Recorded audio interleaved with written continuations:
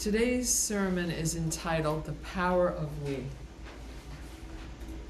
So in preparing for today's talk, I realized that this November is my 40th month with this congregation. And in religious narratives, whether it's Christian, Jewish, or Islamic, 40 is often used to represent a time of trial, purification, and transition. Today's sermon is a revised version of the very first sermon that I offered to you 40 months ago, on August 8th, 2020, on your birthday, Rhonda. That summer, we were in the middle of COVID. People were terrified washing their food. Donald Trump was still the president. It was a we didn't know anything about Zoom, and we were trying to be on Zoom. Now look at us. Yeah. And in that first sermon, I was trying to give you the most essential message at that time that I had to give. And now, I think the message hasn't changed. I still have this same message, is the first message that I would want to give.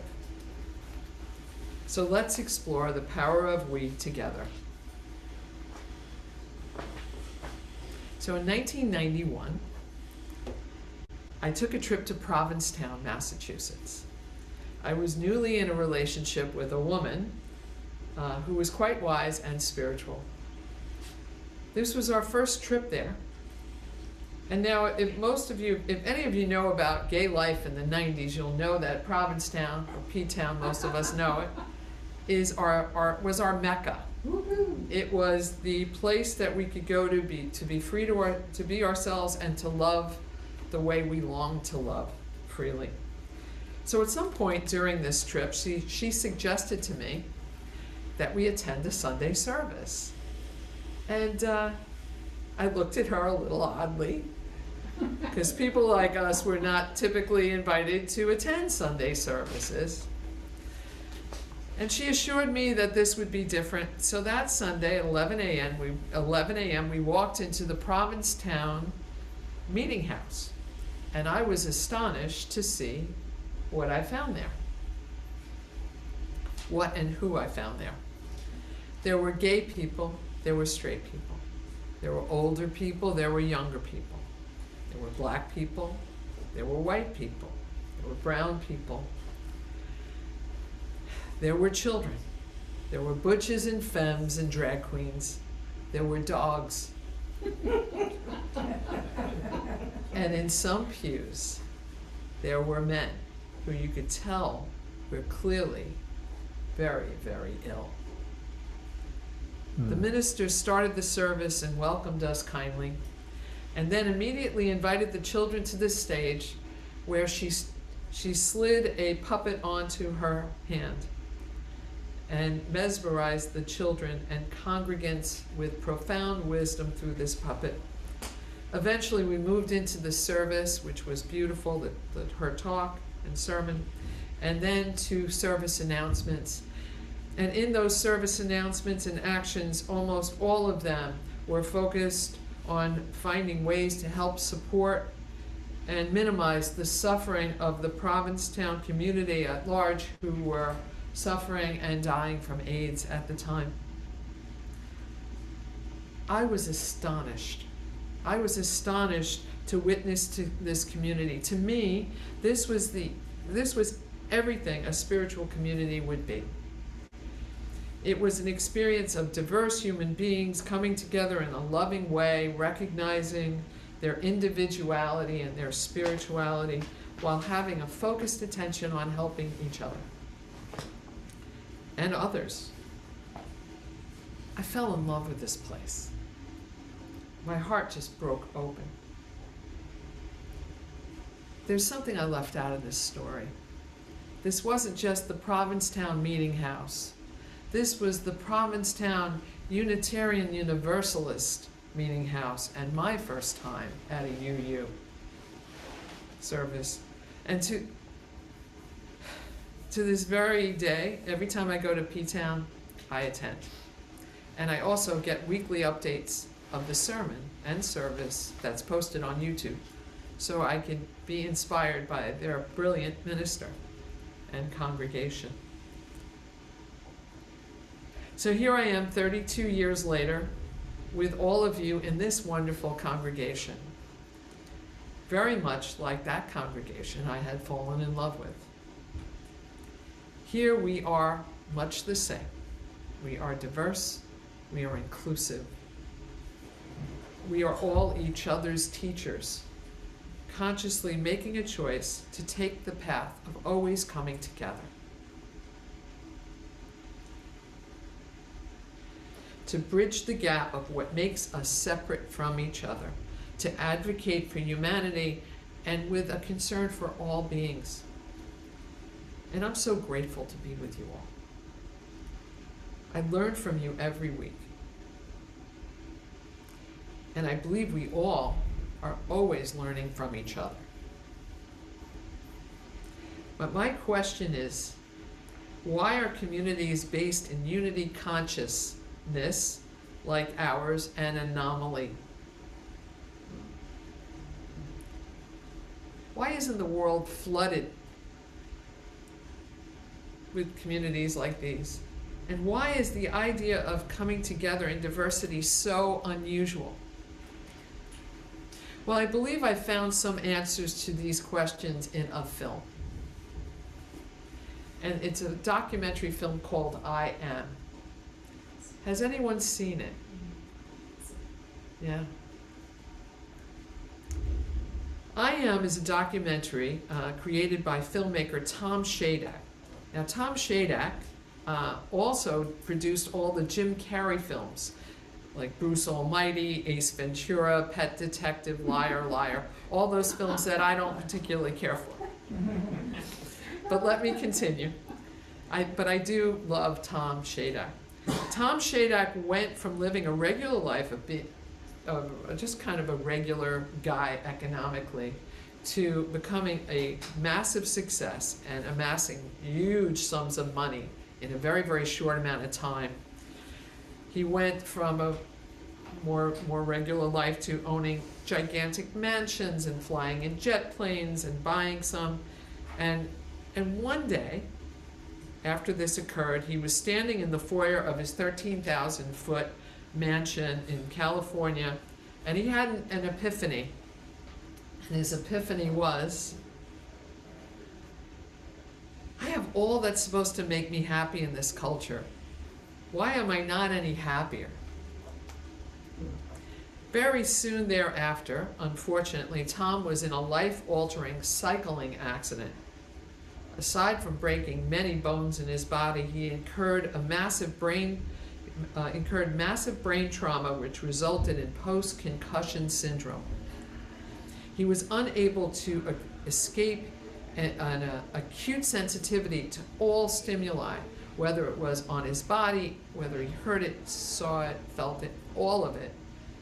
Every sensory way of bringing something in caused him pain because it was so exaggerated. He would sleep in a closet. He was contemplating suicide. He had no relief from the endless suffering. But eventually his symptoms began to subside. And when that happened, he felt moved to give back to the world. And he set out to make a documentary film seeking out the world's top intellectual and spiritual leaders to ask one question: what is the fundamental problem in the world? And is there a problem that causes all other problems? And here are some of the answers from the film. There is a perception, especially in the Western culture, that believes competition is essential for survival, and that this has been supported by misinterpretations of Darwin's writings. Scholar Lynn McTaggart shares the following: and what we create from that is a world, in a sense, based in the notion that we are all separate. And from that we create education based in the notion that we are separate. So we honor and reinforce independence and competition. We create our business environment based on the idea of scarcity and competition. And our cities and towns are based on the idea of separation. And so we fashion our world in the idea of needing to be significant at someone else's expense. In Western society, we in Western society are programmed essentially to live as unconsciously as possible. It supports the systems in a place, establishing an essential feeling of lack, that there is always something needed to be complete, to be happy. Noam Chomsky shares that it isolates you and tries to make you passive and apathetic, especially as far as our political systems are concerned. Your job and mine is to be a consumer, not a citizen. People are driven to accumulate without asking the question, will this make you happy? And in many cases, I may offer, creates just the opposite. The consumerism makes us unhappy. Professor Jack Davis of Native Studies of University of California, he's a Native American man himself, shares that in our language we have a word and it's called wetiko. And wetiko means cannibal. One who eats not literally the flesh of another, but who eats the life of another. We very quickly realized that you who came from Europe were infected with wetiko, something they considered mental illness. Those of wealth and power gain control and profit from the story we need to perceive each other as separate. They gain they gain wealth and power by creating division. But in the consistent separation we experience, we just become sadder and emptier, and it's always somebody else's fault. So what made humanity survive and become what it is? We are not fast, we are not strong, we don't have muscle mass. And we don't have big fangs or claws. But what we have is the ability to cooperate and to take care of each other. Tom Hartman shares this as what is on our true nature. What is our true nature? He says the basis of true nature is cooperation and democracy. He shares that that's in our DNA. Mark Ian Barak shares that when Darwin wrote The Descent of Man, he mentioned survival of the fittest twice. And he mentioned love 95 times. How many times do we hear that? And he found that in mammals alone, all share the tenets of the golden rule that all great religions embrace. Darwin also shared that sympathy is the strongest instinct in human nature. Scholar Darher Ketter shares that there are sound reasons, deep survival and reproduction related reasons for why we have evolved to be good to each other. We function better in a state of empathy, compassion, and love than we do in a state of separation. Let me repeat that. We function better in a state of empathy, compassion, and love than we do in a state of separation. This film validates the golden rule of all religions, the golden rule of all spiritual paths, which is, do not do to another person what you do not want done to yourself. So let me share this final thought from the film. Thomas Hubble shares, the next evolutionary leap of consciousness for humanity will be growing our capacity to live in the we space. It's the call of our time. Now, mind you, this movie was made in 2010, and a lot has happened in these last 13 years. But I believe the takeaway from Tom Shadyack's film is still valid. And here are my thoughts. These are difficult times, mirroring concerns that John shared earlier. We are witnessing acts of horrific inhumanity all over the world. Israel, Gaza, Nagorno-Karabakh, Ukraine, Sudan. And those are just the publicized ones. Those are the ones that have made it onto our newsfeed. At the center of most of my conversations since October 7th has been what's going on, the atrocities in Israel and Gaza.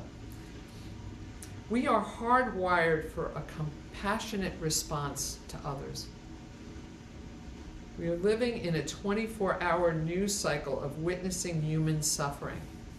And it seems these days there are a few things that people can agree on. But one thing I think we could agree on is that we need to stand in our humanity. And we need to stand on the side of humanity. If we pause and look deeply, we could attribute all these global conflicts to competition. That was the point of that film, that competition causes the suffering. Competition, behind these conflicts, there's a competition for power, for land, for borders, for religious control, for cultural control. It's about those in power competing for control. Community is the reason that humanity has persisted. Competition might be what stands in the way of humanity's future. As our dear Reverend Pippa often brings to her teachings back to this one word, you'll hear her say it over and over, and it's embroidered across the back of her sacred stole. Ubuntu. I am because you are.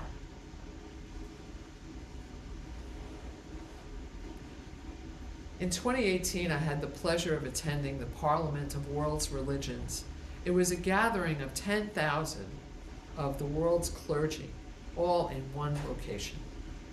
And it was in Toronto, Canada. And we spent 7 days in workshops, dialogues, interaction, prayer, worship, and every possible way we could understand each other better. We fed each other, we prayed together. There were agnostics, atheists, but all people working for humanity in the religious and spiritual capacities. And when it came down to the closing directive of this event, we were all gathered in this one room, larger than any of us could imagine, to incorporate 10,000 people. And they left us with one directive, one sentence. They said, now go and be love in the world. Go and be love in the world. Be it. So here we are together in person, 40 months since I've joined you. A beautiful, amazing congregation, a congregation of collaboration, democracy, diversity, and inclusion. We are an example of what collaboration and community looks like. And you should all be very proud of who you all are. So as we end this service today, let us continue to collaborate. Let us be healers to this world. May we find ways to create dialogue, as John said before, to create dialogue rather than separation. May we be the advocates for humanity in how we walk and live in this world. Please never doubt for one moment the divinely inspired impact that each and every one of you has on the world and on yourselves. Thank you, and may it be so. If you like this video, please like us on YouTube, subscribe to our YouTube channel, and click on the bell to be notified whenever we post a new video. Thank you.